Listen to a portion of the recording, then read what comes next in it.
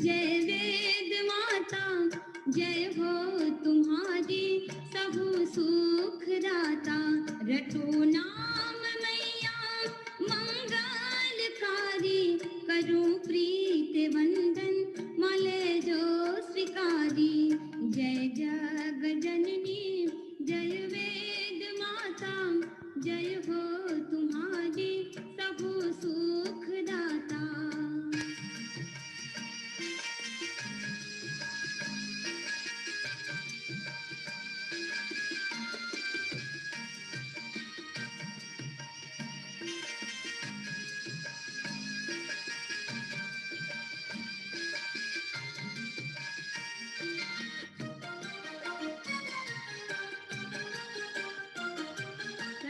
मुख सुंदर विपुल तेज राशि, रवि कोटि जाने रहा छे प्रकाशी। शशि मुख सुंदर विपुल तेज राशि, रवि कोटि जाने रहा छे प्रकाशी। आसन कमल हंस ऊपर सवारी, करूं प्रीत वंदन मले जो स्वीकारी। जय जग जननी जय वेद माता, जय हो तुम्हारी सबु सुख दाता।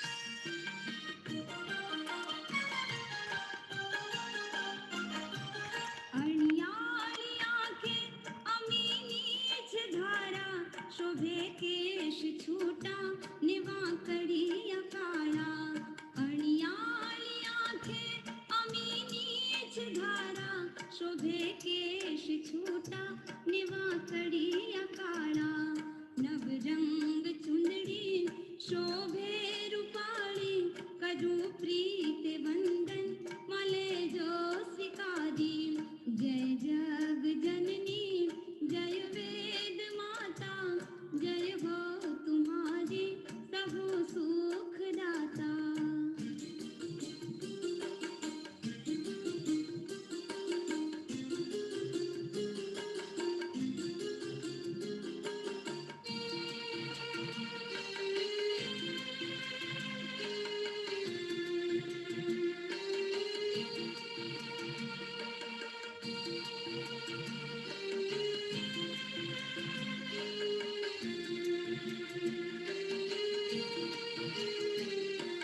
कंकण नूपुर कड़ा वेद भीति, पुष्पों निमाड़ा परिमल मीठी।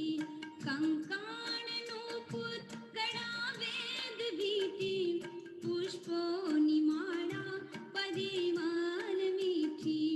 मूर्ति मनोहर महैया मतारी, करूं प्रीत वंदन मले जो सिकारी। जय जग जननी जय वेद माता, जय हो तुम्हारी सबु सुख दाता।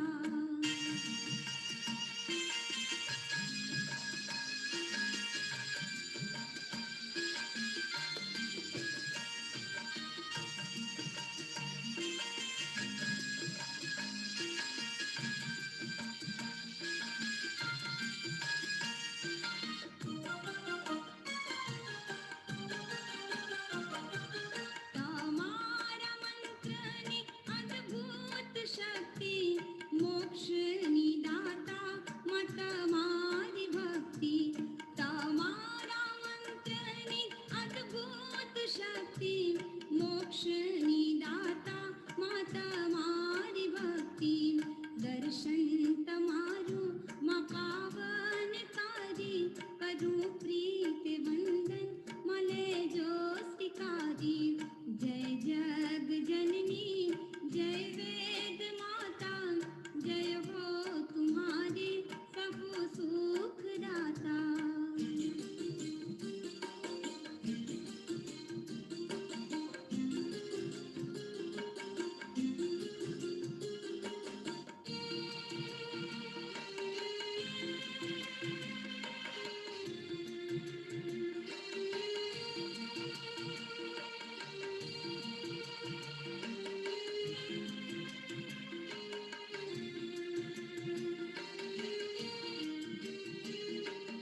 रवि सुशीग्राम नक्षत्र तारा, देव दानव जे अधिक बलवाना। रवि सुशीग्राम नक्षत्र तारा, देव दानव जे अधिक बलवाना। त्रिलोक परमा सत्ता तमारी, करूं प्रीत वंदन मले जो सिकारी। जय जग जननी जय वेद माता, जय हो तुम्हारी सबु सुख दाता।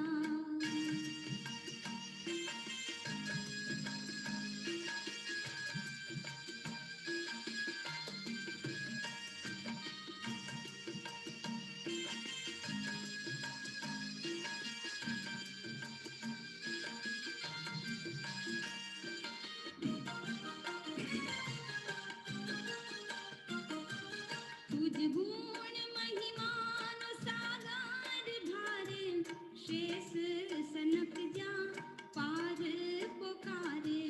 तुझ गुण महिमान सागर भारे, शेष सनक जा पार पुकारे।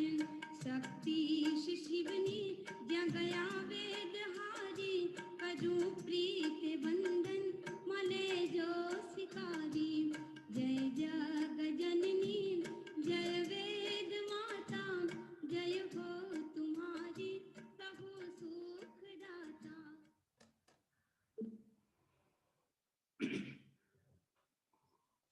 आप सभी को सादर प्रणाम और सभी से निवेदन, कमर गर्दन सीधी करके बैठ जाएं।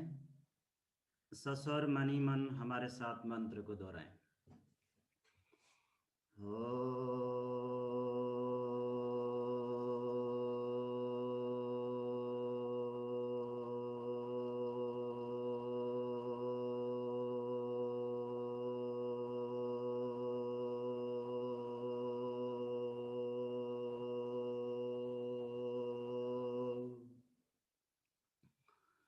ओम भूर्भुवः स्वः तत्सवितुर्वरेण्यं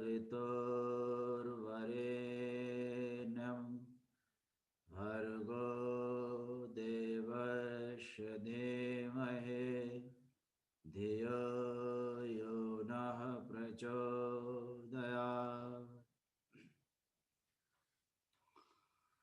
इस कार्यक्रम को अपने नेतृत्व प्रदान करने वाले आदरणीय भाई श्री वीरेन जी, हमें निरंतर तकनीकी सहयोग प्रदान करने वाले आदरणीय भाई श्री अंकित जी, हमें योग के क्रियात्मक शिक्षण एवं प्रदर्शन से लाभान्वित करने वाले डॉक्टर ब्रजेश जी, और हमेशा हम सभी को अपने जिज्ञासा, जुनून और मोटिवेशन से उत्प्रेरित करने वाले सभी सम्मानित सहभागीगण, आप सभी को मैं पशुपति वेलनेस सेंटर और आदर्श भारत की तरफ से आज की कक्षा में हार्दिक स्वागत तथा अभिवादन करता हूं।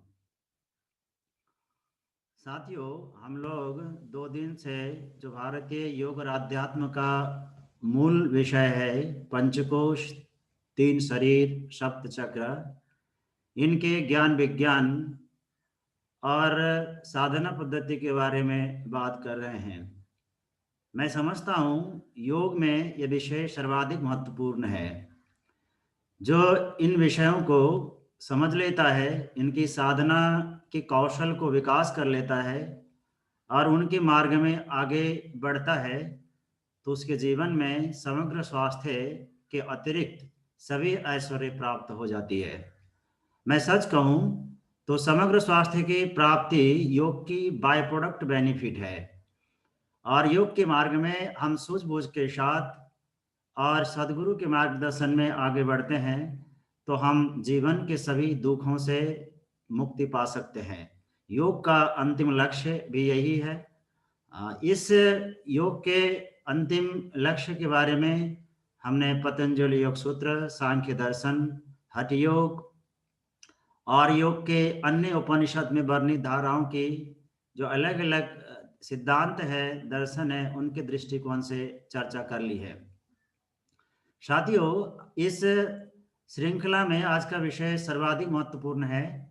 आज हम पंचकोश की विषय वस्तु को क्रियात्मक तरीके से और विवेचन करने वाले हैं, और आज के क्लास में प्राण के बारे में भी बात होगी, जो हमारे अस्तित्व का ड्राइविंग फोर्स है, जिसके बदौलत हमारी शारीरिक और मानसिक क्रिया संपन्न हुआ करती है।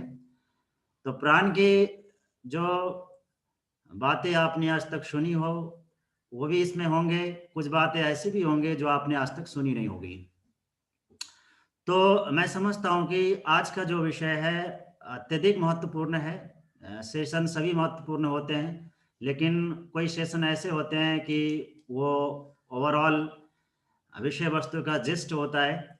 तो मैं स्लाइड शेयर करता हूं और विषय वस्तु को विवेचन करता हूं। मैं विषय वस्तु को बहुत सरल और एक कथात्मक दृष्टिकोण से प्रस्तुत करूंगा, ताकि आपको समझने में और सीखने में आसानी हो, आपको अच्छा भी लगेगा।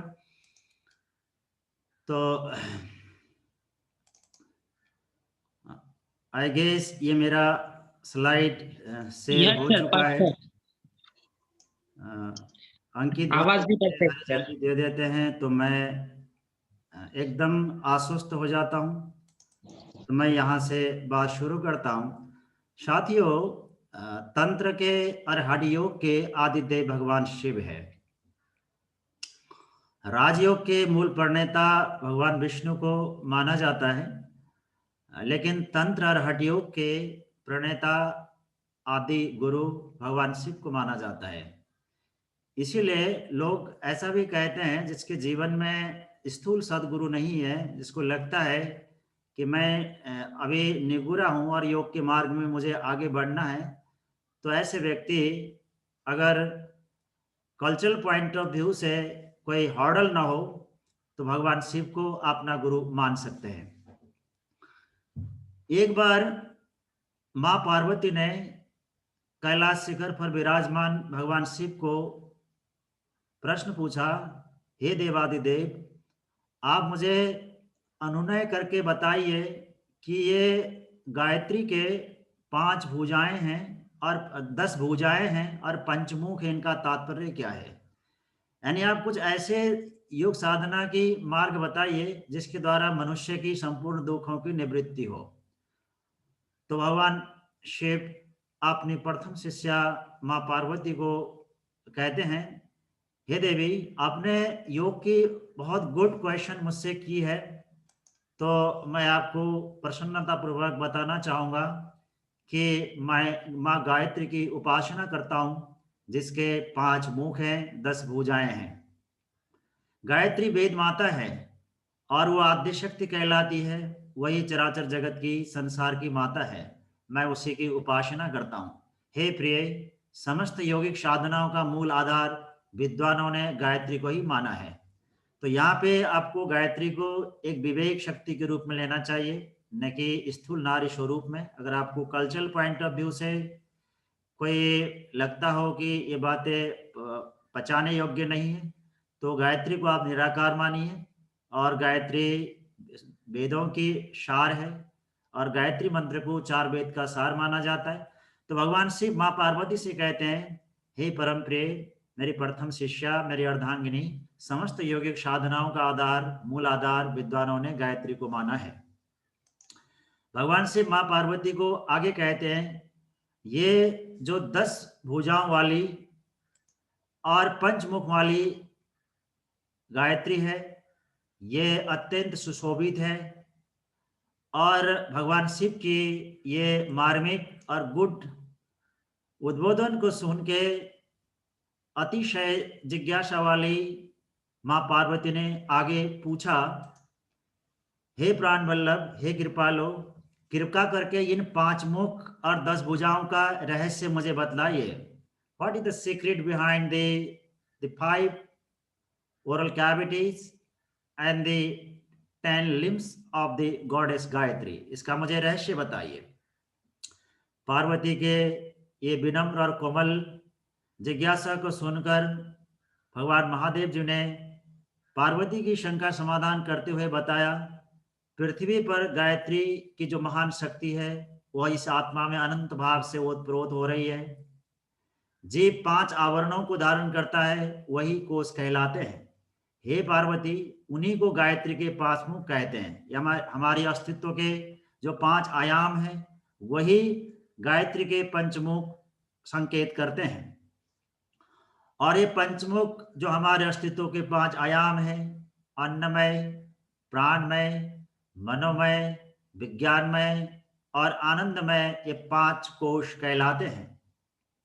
इन्हीं कोश रूपी भंडारों में अनंत रिद्धि सिद्धियां छिपी हुई है, जिसको सशक्त करने से, जागृत करने से और इनको सुफल की प्राप्ति होने पे जीव धन्य हो जाता है और जीवन को सार्थक बना सकता है। हे देवी, सभी योगियों ने, ऋषि मुनियों ने इन्हीं 5 कोश को जागृत किया है, सशक्त किया है, वेदा है और इस भव सागर को पार करके सभी बंधनों से मुक्ति प्राप्त की है। जो इन कोशों के गुप्त रहस्य को जानता है वह मनुष्य हमेशा परम गति को प्राप्त करता है। तो मनुष्य के जो शरीर में अन्नमय कोश है वो भोजन से बनता है, जो हम अन्न सेवन करते हैं उसी से अन्नमय कोश का निर्माण होता है। और अन्नमय कोश की स्थिति हमारे शरीर में जो 108 उपत्यकाएं होती है, उपत्यका को शरीर विज्ञान के हिसाब से आपको वेरी मिनी नॉब नेटवर्क समझना चाहिए। इन्हीं उपत्यकाओं में मनुष्य की शारीरिक स्वास्थ्य निर्भर करती है। साथियों, एक बात मैं यहाँ पे आपको बताना चाहता हूँ, इसको सिक्योरिटी कहा जाए। जो मनुष्य के शरीर में सटल न्यूरल नेटवर्क होते हैं, इनका गांठ जब मनुष्य जीवित रहता है तो लॉक होता है, जब मनुष्य मर जाता है तो ये सारे के सारे उपत्यकाएं खुल जाते हैं। ये सारे लॉक्स, जो ये गांठें नॉट्स हैं, अनलॉक हो जाते हैं। तो मनुष्य की जो फिजिकल स्वास्थ्य है, योग के दृष्टिकोण से इन उपत्यकाओं की स्टेटस और एक्टिविटी में निर्भर करती है। जिसके शरीर में 108 उपत्यकाएं एक्टिव होते हैं, सही से काम करते हैं, तो अन्नमय कोश और इसके द्वारा प्रभावित होने वाला हमारी फिजिकल हेल्थ हमेशा सही होता है। तो हमें अगर अन्नमय कोश की जागृति करनी होगी तो एग्जैक्ट योग साधना के रूप में हमें उपयुक्त आसन, उपवास, तत्व शुद्धि और तपस्या का सहारा लेना होगा। I mean the postures, fasting, the 5 elements purification practices and austerity are the 4 exact practices for activation and empowerment of the physical siddh. This is very important. यानी अन्नमय कोश की जागृति के लिए हमें आसन, उपवास, पंच तत्व शुद्धि या भूत शुद्धि और तपस्या जैसे योग और आध्यात्मिक साधनों का, क्रियाओं का सहारा लेना होगा। अब आपके मन में एक सवाल आ सकता है, कल आपने घेरन संहिता में आसन की चर्चा की थी, तब भी आपको निवेदन किया था। उसके बैकग्राउंड में ये बताया था कि ऋषियों ने 32 लाख जो आसनों की बात करी है, उसमें से 84 आसन मेन है। 84 में घेरन संहिता में प्रमुख 32 आसनों का वर्णन है। तो हमें आपने अन्नमय कोश की जागृति करनी होगी, तो हम कौन सा आसन करेंगे? आसनों की इतनी बड़ी दुनिया में कौन से आसन को हम चुने और उनकी अभ्यास करें? अगर व्यावहारिक और प्रज्ञात्मक दृष्टिकोण से ये सवाल काफी महत्वपूर्ण है। और जो फास्टिंग है, फास्टिंग के भी 4 प्रयोजन होते हैं, आप नोट करिएगा। जो हम जीवन में उपवास करते हैं, प्रयोजन के हिसाब से फास्टिंग को 4 भाग में विभाजन किया जा सकता है। शरीर शुद्धि के लिए, यानी जो हम उपवास करते हैं उसका एक प्रयोजन सोमैटिक प्योरिफिकेशन एंड डिटॉक्सिफिकेशन हो सकता है। नंबर 2, फास्टिंग का प्रयोजन हो सकता है चिकित्सा, यानी रोग आदि व्याधि शरीर में होने पर विशेष स्पेसिफिक फास्टिंग के मॉड्यूल को फॉलो करना, that is for the moderation of the physical और psychological problems, may be psychosomatic to.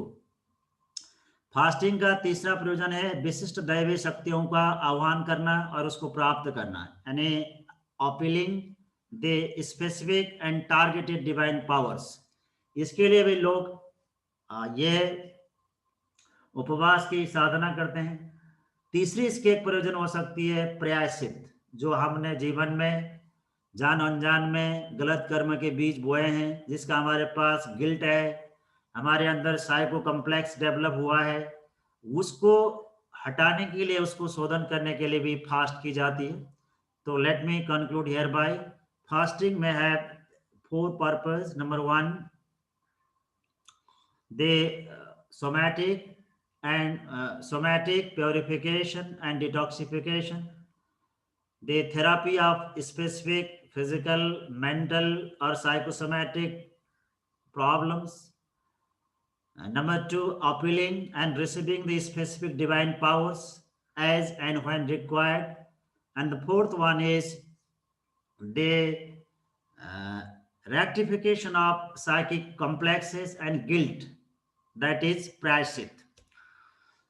तो ये उपवास के 4 प्रयोजन हो सकते हैं। इसी तरह से हमारे शरीर 5 तत्वों से बना हुआ है, आकाश, वायु, अग्नि, जल, पृथ्वी। जब तक ये 5 तत्व शरीर में शुद्ध होते हैं, संतुलित होते हैं, तो हमारा शारीरिक स्वास्थ्य युक्त होता है, अच्छा होता है। जब ही पंच तत्वों में विकृति आने लगती है, अशुद्धि पैदा होता है, इनमें असंतुलन आता है, तो हमें शारीरिक रोग शुरू हो जाते हैं। तो योग साधना के प्रारंभिक चरण में विशेषकर अन्नमय कोश की जागृति और सशक्तिकरण के लिए तत्व शुद्धि या भूत शुद्धि अभ्यास करनी चाहिए और करानी चाहिए। यानी ये भी अन्नमय कोश की जागृति और सशक्तिकरण का एक महत्वपूर्ण अभ्यास है। इसी तरह से जो अन्नमय कोश की अगली साधना है वह है तपस्या। यानी तपस्या का मतलब होता है कि जो हमारे शरीर और मन प्राण में कसाय कलमश जमे हुए हैं, अशुद्धि का परत है, चाहे वो हमारे गलत आहार विहार की